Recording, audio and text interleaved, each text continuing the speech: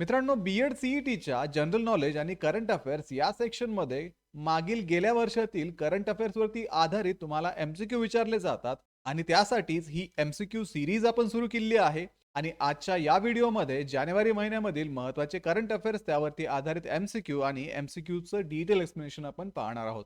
तर हॅलो विद्यार्थी मित्रांनो, मी तुमचा एज्युकेटर अरविंद आणि तुमचं स्वागत आहे ग्लोबल ऑनलाईनमध्ये. मित्रांनो, महाराष्ट्र बी-एड सी-ई-टी आणि ई-एल-सी-टीसाठी असणारी लाईव्ह बॅच 2 फेब्रुवारीपासून सुरू होत आहे. या बॅचमध्ये तुम्हाला डेली लाईव्ह क्लासेस दिले जातील. जर तुम्हाला लाईव्ह क्लासेस अटेंड करणं पॉसिबल नसेल, तर रेकॉर्डेड व्हिडिओ लेक्चर सुद्धा इथे अवेलेबल असतील. संपूर्ण अभ्यासक्रमाच्या अपडेटेड नोट्स, 50 पेक्षा अधिक मॉक टेस्ट आणि 2000 पेक्षा अधिक एम-सी-क्यू सुद्धा तुम्हाला या बॅचमध्ये दिले जातील. तर विद्यार्थी मित्रांनो, परीक्षेपूर्वी तुमचा संपूर्ण सिलेबस इथे कव्हर केला जाईल आणि रिव्हिजन घेतली जाईल. तसेच परीक्षा झाल्यानंतर तुमच्या ऍडमिशन प्रोसेसमध्ये सुद्धा तुम्हाला इथे मदत केली जाईल. त्यामुळे विद्यार्थी मित्रांनो, दिलेल्या नंबरवरती आजच कॉन्टॅक्ट करा आणि ही बॅच जॉईन करून महाराष्ट्रातल्या टॉपच्या बी-एड कॉलेजमध्ये ऍडमिशन घेण्याची तयारी अगदी आत्तापासूनच सुरू करा. प्रश्न आहे, CPGRAMS is developed and monitored by which organization? CPGRAMS ही प्रणाली कोणत्या संस्थेद्वारे विकसित व निरीक्षित केले जाते? ऑप्शन्स आहेत DARPG, नीती आयोग, RBI आणि NIC. तर विद्यार्थी मित्रांनो, CPGRAMS ही प्रणाली कर्मचारी, लोक तक्रारी व निवृत्ती वेतन मंत्रालयाअंतर्गत असलेल्या प्रशासकीय सुधारणा व सार्वजनिक तक्रार विभागाने विकसित व निरीक्षित केलेली आहे. ही नागरिकांसाठी 24/7 ऑनलाईन तक्रार निवारण प्रणाली आहे. त्यामुळे या प्रश्नाचं योग्य उत्तर आहे ऑप्शन ए, प्रशासकीय सुधारणा व सार्वजनिक तक्रार विभाग, DARPG. CPGRAMS is developed and monitored by DARPG. It is a 24/7 online grievance redressal platform for citizens. So the correct answer will be option A, Department of Administrative Reform and Public Grievances. Next question आहे, Project Mosam was launched by which ministry? Project Mosam कोणत्या मंत्रालयाने सुरू केलेला आहे? Options आहेत ministry of tourism, पर्यटन मंत्रालय, ministry of finance, वित्त मंत्रालय, मिनिस्ट्री ऑफ एक्सटर्नल अफेअर्स, परराष्ट्र मंत्रालय आणि मिनिस्ट्री ऑफ कल्चर, संस्कृती मंत्रालय. तर विद्यार्थी मित्रांनो, 2014 मध्ये प्रोजेक्ट मोसम संस्कृती मंत्रालयाने सुरू केला आहे. या प्रकल्पाचा उद्देश भारताची सागरी वारसा परंपरा आणि हिंदी महासागरातील सांस्कृतिक संबंध अधोरेखित करणे हा आहे. त्यामुळे या प्रश्नाचं योग्य उत्तर आहे ऑप्शन डी, संस्कृती मंत्रालय. So this project MOSM was launched by Ministry of Culture in 2014. It focuses on India's maritime heritage and Indian Ocean culture connection. The correct answer will be option D, Ministry of Culture. Next question आहे, who has been appointed as a new Chief Information Commissioner of India? भारताचे नवीन मुख्य माहिती आयुक्त म्हणून कोणाची नियुक्ती करण्यात आली आहे? ऑप्शन्स आहेत हिरालाल समारिया, राजकुमार गोयल, आशुतोष दीक्षित आणि रवींद्र सिन्हा. तर विद्यार्थी मित्रांनो, निवृत्त IAS अधिकारी राजकुमार गोयल यांची डिसेंबर 2025 मध्ये मुख्य माहिती आयुक्त म्हणून नियुक्ती करण्यात आली आहे. त्यांनी RTI कायदा 2005 अंतर्गत हरिलाल समारिया यांच्यानंतर पदभार स्वीकारला आहे. त्यामुळे या प्रश्नाचं योग्य उत्तर आहे option B, Rajkumar Goyal. So Rajkumar Goyal, a retired IAS officer, was appointed CIC in December 2025. He succeeded Hiralal Samaria under the RTI Act of 2005. So the correct answer will be option B, Rajkumar Goyal.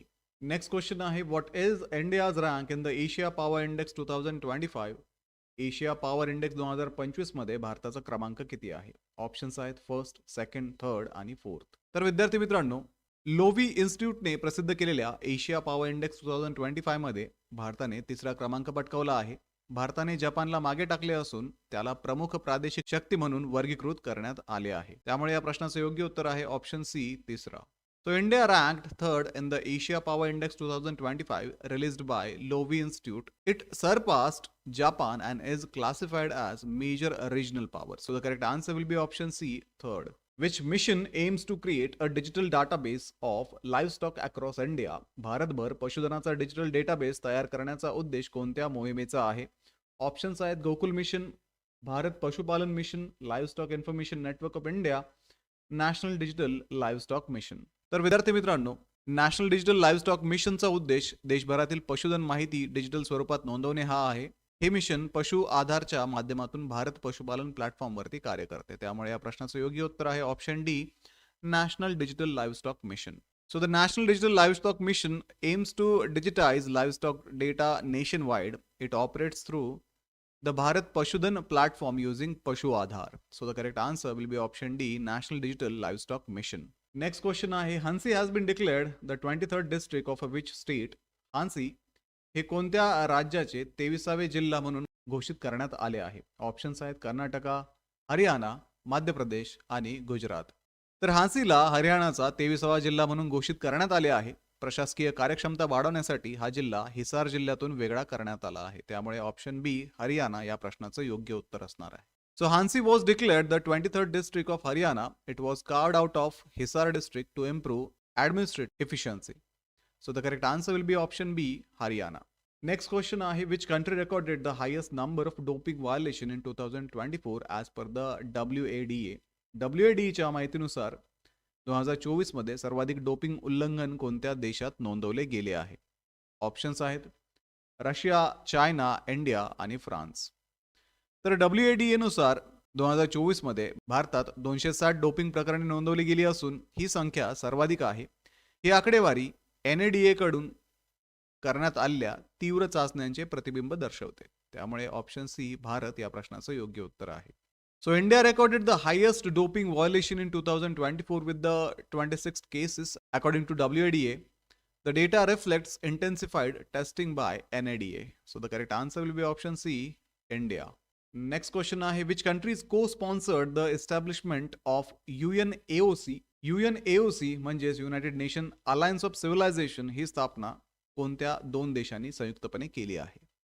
Options आहेत India and France, USA and Germany, Spain and Turkey, USA, UK and Canada. तर विद्यार्थी मित्रांनो, संयुक्त राष्ट्रांची alliance of civilisation ही संस्था 2005 मध्ये Spain आणि तुर्की यांच्या सहप्रायोजकत्वाखाली स्थापन झाली असून ती सांस्कृतिक संवाद आणि जागतिक सलोखा वाढवते. त्यामुळे या प्रश्नाचं योग्य उत्तर आहे ऑप्शन सी, स्पेन आणि तुर्की. So United Nation of alliance of civilisation was co-sponsored by Spain and Turkey in 2005. It promotes intercultural dialogue and global harmony. So the correct answer will be option C, Spain and Turkey. पुढचा प्रश्न आहे, which organization released Bhasha Matters, the State of Education Report for India 2025? भाषा matters the state of education report of India 2025 हा अहवाल कोणत्या संस्थेने प्रकाशित केला आहे? ऑप्शन्स आहेत युनिसेफ, UNDP, वर्ल्ड बँक आणि युनेस्को. तर विद्यार्थी मित्रांनो, युनेस्कोने 2025 मध्ये भाषा मॅटर्स हा अहवाल प्रसिद्ध केला आहे. भारतातील शैक्षणिक गुणवत्ता सुधारण्यासाठी मातृभाषा आधारित बहुभाषिक शिक्षणावरती या अहवालाचा विशेष भर आहे. त्यामुळे या प्रश्नाचं योग्य उत्तर आहे option D, UNESCO. So UNESCO released the Bhasha Matter report in 2025. It stresses mother tongue based multilingual education to improve learning outcome in India. So the correct answer will be option D, UNESCO. तर विद्यार्थी मित्रांनो, हे होते जानेवारी महिन्यामधील काही महत्त्वाचे current affairs आणि त्यावरती आधारित MCQ. ही सिरीज तुमची एक्झाम पर्यंत अशी सुरू राहणार आहे. त्यामुळे ग्लोबल ऑनलाईनला आता सबस्क्राईब करून ठेवा.